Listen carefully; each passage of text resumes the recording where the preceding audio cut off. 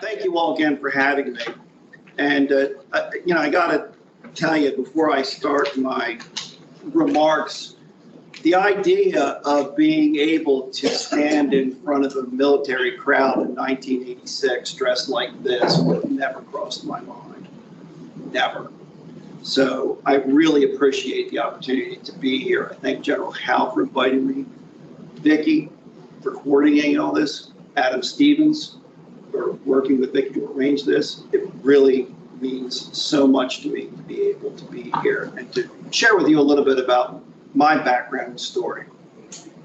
So, with that being said, good morning everyone and happy Pride Month. Good morning. As you know, my name is Allison Chris Myers, and it's an honor to be here today. Pride Month is a special month to me for various reasons. Pride sends the message that we should all celebrate diversity, equity, and inclusion, all of which have been longstanding initiatives of the Civil Service Commission over the last few years. This is a time to remember the remarkable equal rights journey of the LGBTQ community has fought for decades. It's also a month where I personally take some time to reflect on how far we've come as a state and country and how far I've come in my own journey. Pride represents freedom, equity, inclusion, acceptance, and visibility, all of which can coexist equally in society full of different kinds of people. It makes us all unique in our own way. With that being said, I thought it'd be appropriate to share a little bit about my journey with you today as being part of the LGBTQ community. This presentation will be somewhat of a walkthrough of some of my own experiences and what I've learned through the trans LGBTQI lens. And I'll be glad to answer any questions that you may have. I'm pretty much an open book. After hiding for years, there's no other way to be. Okay. So, all right, I messed up already. What did I do? There we go. A little bit about me. I began my professional journey as a reserve personnel coordinator for the United States Navy and NAS Miramar.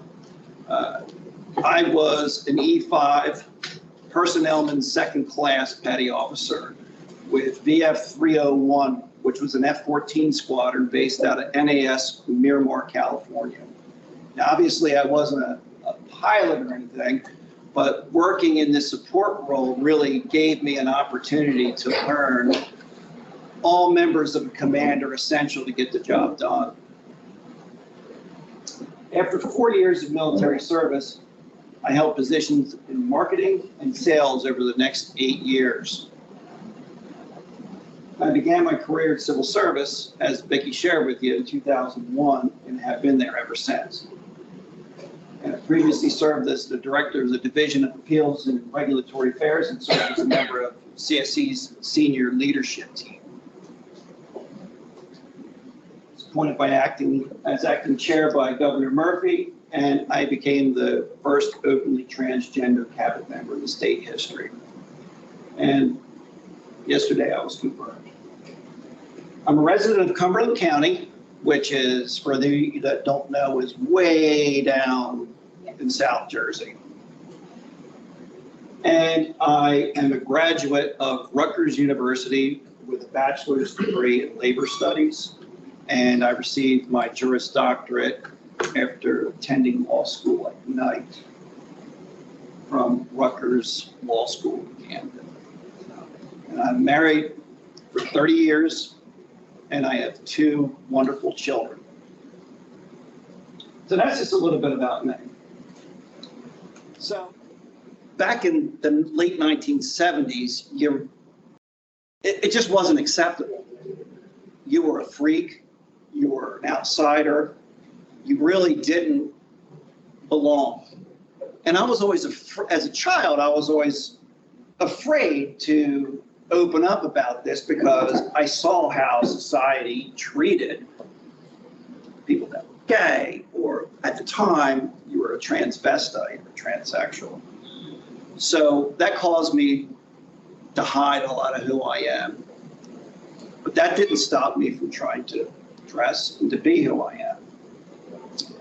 So over the years, I hid when I was in the service. I would still dress. Believe it or not, it's actually not so hard to do after you learn to hide yourself for so long. But it was always only for short periods of time, sometimes even like 10 minutes. You know, you hear somebody coming and you stop, you change back. So about 10 years ago, oh, and the other thing, I've been married for 30 years, and I knew when I met my wife and fell in love with her, I needed to tell her about Allison because it would be very unfair to her not to let her know to get involved with somebody with this kind of personality. So 3 months into our dating relationship, I told her, and she's been a wonderful, loving spouse ever since. I didn't tell my children right away, but I will get to that later. So about 10 years ago, it got to be overwhelming for me. Hiding at home, dressing at home, in my bedroom. And I wanted to learn how to present a little better with my face, with my clothes. So I sought out a service that helps, and I wanted to associate with people that were like me. And there are groups, like kind of hidden groups that do this. And I was able to connect with these groups. There was one in North Jersey, for example, that had a dressing and a makeup service that I went to, and it helped me kind of polish my look. And what was nice about getting out and doing this was I was able to go out socially with people. There were transgender people, and we would do things like go out to dinner or go see a show or go to a museum, always within like a protected enclave of other transgender women, and always far away from my home in Cumberland County, because God forbid anybody ever seen you. That was not going to happen. So I go on this journey, and I get involved with a group, and one of my friends in the group tells me, hey, there's a photographer down in Washington, D.C. who is doing a piece on transgender veterans. And he's looking for models. Why don't you contact Cassidy, go down and see what you can do? So I do, and he wants to include me. So I go down to Washington and make arrangements, and I since became very good friends with a service down in the Washington, D.C. area that does makeovers and photo shoots. And I went down there in the morning, and she got me all dolled up, and I went over to Cassidy's and did this wonderful shoot. And about a year later, he was able to sell the pictures of myself and 7 other vets to Out Magazine. And Out Magazine is an LGBTQI magazine. And it was really nice. They did the stories of the lives of 10 transgender vets in this article in 2016. So they couldn't get a hold of me, though, so they made me the cover girl, which was really cool. So I did do that, and that's my actual Navy uniform there. And it still barely fit, but it did.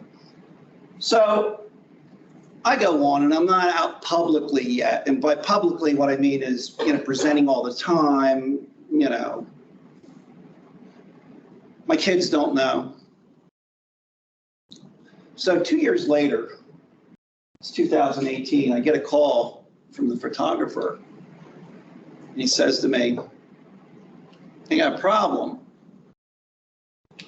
Someone illegally appropriated your image from this article and used it on a campaign billboard in the San Bernardino Valley in California for an election.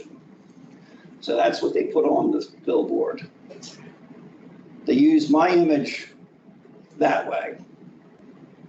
And I never knew about it until the photographer contacted me about this intellectual property violation. I mean, there's nothing I could do because I signed my rights away, and it's a small intellectual property issue with the photographer. And I really didn't experience any harm from it because at the time I had just told my chief of staff anyways at work in 2018. I wasn't out. I told Jillian Scott, who was our chief of staff at the time. And I perceived it to be a kind of a problem because I didn't know how it was going to be, that would impact my work relationship, because it's a political ad and civil service is really not a political agency, but I was in senior management at the time, so I didn't know how this would go over. Nothing but support from the governor's office.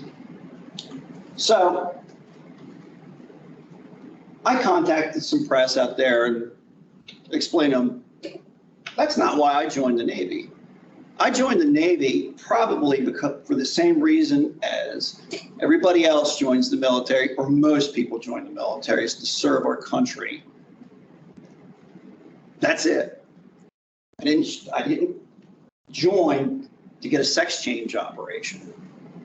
It was 1986. So I contacted and talked to some press out there and everything.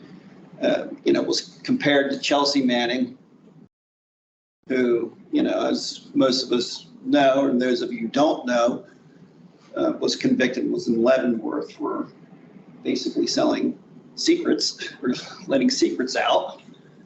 And it really bothered me. So I had my little piece and stuff and, go back and forth with this guy. And I called Lamar, who was the billboard company, and they were really great about actually taking it down, just off my phone call. So I go through this and I'm wondering, it's just like my kids don't know, and I didn't want to have them find out this way. So still didn't tell them. So I guess it was about 2 weeks after the election in 2018,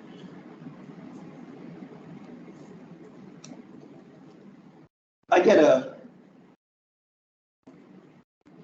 message from the photographer that took my picture back in 2015. It said all the people that lived around the area hated that sign so much, they all pitched in and put a billboard together with that message on it. This is 3,000 miles away. I don't know these people from Adam. And I don't mean Adam Stevens.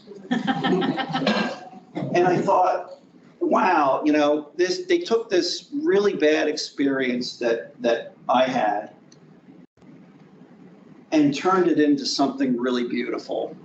And that's what I try to focus on with my journey, is there's a lot more supportive and understanding folks out there that just want you to be who you're going to be. People have their own lives. They don't really care too much about this unless you get into their lives. So I thought that was really cool. I was so touched with this. I couldn't believe it. So, my life goes on. And as I said before, around the same time I had opened up to our chief of staff And when I told her, she's like, oh, that's really great. I'm lesbian, and Governor Murphy is opening up Drum Thwacket for a pride event. Why don't you come dressed? And I wasn't presenting at work at the time. So I thought, oh, wow, okay. So I thought about it over the weekend and decided to go. I went. I got changed in the office. She opened up her office for me, let me change in there after working all day. And about 5:30 or 6 or whenever it was, we had to leave. Walked through the building. There was some still stragglers there. No one was misgendered me. Everybody was very polite. You know, got in the car and went to Drum Thwacket, and it was wonderful. It was the most freeing experience I've ever had, because prior to doing this, the only time I ever really went out wasn't with like normal people. It was always with transgender people. Now I'm walking through where I work as me, and people are cool with it. It wasn't the whole staff because it was later in the evening, but some people were very, very kind. It was just beautiful. So, but I didn't start presenting full time after that event. It takes time to adjust and to make that decision to go full time, because it's a big change for people around you, people in your lives. And I'd only told my children after this event about Allison. And even though I told them, I never presented in front of them. Because remember, I go back to 1978 thinking, okay, if the kids in school know that my boys have a transgender father, life is going to be hell for them. So I hid it from them for a long time. And when I told them, I didn't want to present or even show pictures of me to them. So my wife, Lori, who I've been married to, like I said, for 30 years, knows that I want to come out and live as me all the time. And I start, COVID happens. And the office is empty. But senior staff had to come to the office every day. So when the governor ordered everybody home, we still had to come back into the office the next day. And remember, it was only going to be like 2 weeks, to get in front of the curve. So like what I think, I got to go to the office, and everybody knows anyways, I'm going to go as Allison. So I did, and I didn't stop. Ever since then, I presented as me. And everybody's been wonderful about this and great about this. But as I started to get ready to go to work every day and to coming home every day, I needed to expose my children to Allison. And that was probably the hardest thing I ever did, actually, because I think it's, like I said, it's 1978 and they're going to get hassled and tortured and bullied. And I can't, Lori and I were going to go out, and usually when we would go out, we would make sure that the kids were, in the basement or kind of away. Lori says, we really need to do this. So I was like, no, I was terrified. So I get ready, and she comes into the bedroom and says, I think it's time to do this. And I won't come out of the bedroom. So I think not only are the kids going to get teased, I think they're going to reject me. Because it's all conceptual before when I told them, right? At least in my mind. Me telling them this and then actually see their father in a dress, right, is totally two different things. And I thought, once they see me, it's going to come very real to them, and they are going to throw me to the curb. because I've heard too many stories from the transgender community of people not saying anything to their wives, their loved ones for years, and their families reject them, and they lose relationships with their children and their loved ones. So I'm terrified. So Lori coaxes me into doing it, and the boys come in, and they were very supportive. Gave me a big hug, said I looked great. And my youngest boy, Sam, he was like 13 at the time, I guess. And he's a very quiet kid. And I went down to him. I was worried about it because he really wasn't saying anything, I was like, "Are you okay with this?" And he says to me, "Why wouldn't I be? You're my dad." And I just thought that was so great. I always get joked up, I'm sorry when I say this, because I knew my kids loved me regardless of what I looked like, and it didn't matter what anybody else thought of what I dressed like or what I do or what I looked like, because they loved me for who I was. It didn't matter. So and it's ever since then, it's just been a wonderful experience for me. I am free to be myself. I feel like I can be a better parent, husband, colleague, friend, coworker, because I'm not carrying around this hidden person anymore, always afraid of getting caught, getting ostracized. I would keep myself isolated for a long time because I was so afraid of the rejection. So it's been a pretty wild trip for me. That's what I looked like when I was in the Navy. Like I said, that's at Miramar, and I guess it was about 1988. And since then, I've really tried to express and become myself the best way I know possible, which to me is been part of my military experience and part of my professional experience now. It's really just who I am, and it's really just who everybody else is. There's a lot of other things people are other than being gay or transgender or bi. They're professionals, they're parents, they're realtors, they're truck drivers. It's just a part of your life.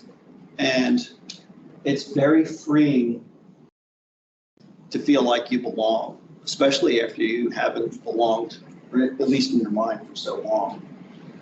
So that's briefly my story.